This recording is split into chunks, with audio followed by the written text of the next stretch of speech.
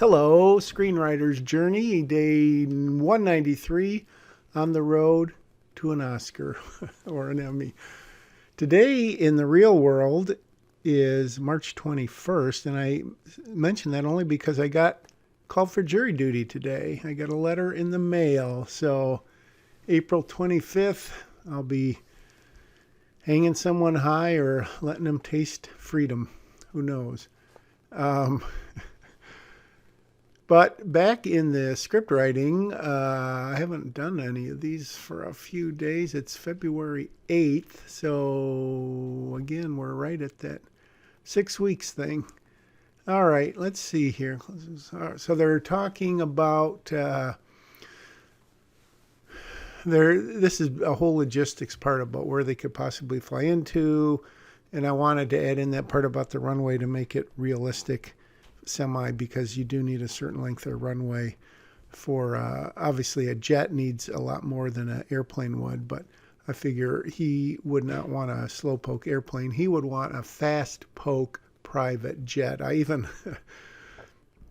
looked up several different kinds of jets to see what would be apropos, like, a six-seater.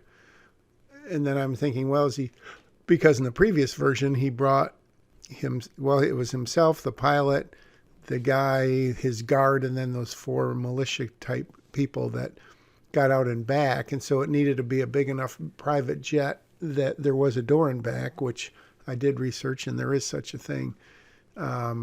This version, I couldn't really tell you. I'm not there yet, so I don't know what kind of jet it's going to be. It's kind of exciting when you reveal a character for the first time, especially one that's sort of been built up. He hasn't been super built up. Well, we did see him in the very beginning when he came to the house and realized that Rachel had taken Lexi and skedaddled. So, as I said, this is just some logistics, and then we get into the part where Abby's saying, well, wait a minute, why don't you call your boss or your field office or whatever and get a bunch of marshals up here. And now Hogan is covering for her at the top of 74. Let's see. I'm kind of reworking this, obviously. And again, it's kind of with 6 weeks hindsight and knowing what will and will not possibly stay in this. In a way, it kind of makes these voiceovers, well, I guess not really pointless, not really wasted time, although I could be writing right now, but this is a relatively short day, so I figure what the heck. It's always a question, and I've mentioned this before, of how many details to get into, how accurate do you have to be. You certainly don't expect that a great number of your people in your audience will have flown in private jets, let alone being a pilot, so they know some of the particulars about having to file a flight plan, how big of an airport or how big of a runway you need, and that sort of thing. So sometimes you can get tied up in that, and especially if it doesn't serve the story, if it doesn't reveal character, what is the point of it? So that's where you have to kind of finagle your dialogue. And I guess I could pick out any given line of dialogue to sort of divide it into purely exposition, revealing character, advancing the story.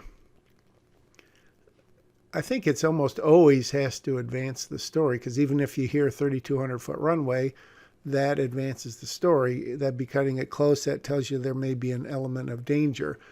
The commercial airport is in Paris, Texas. They know it's not going to go that way. So there is some, obviously, story advancing going on. It is mostly exposition. But when you think of character development, what do you see there?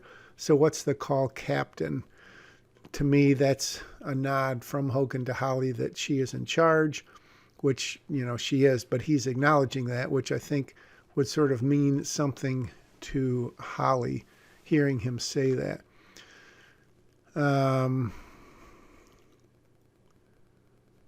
There's a chance to chip off Salerno. So I got to work on this dialogue on 74.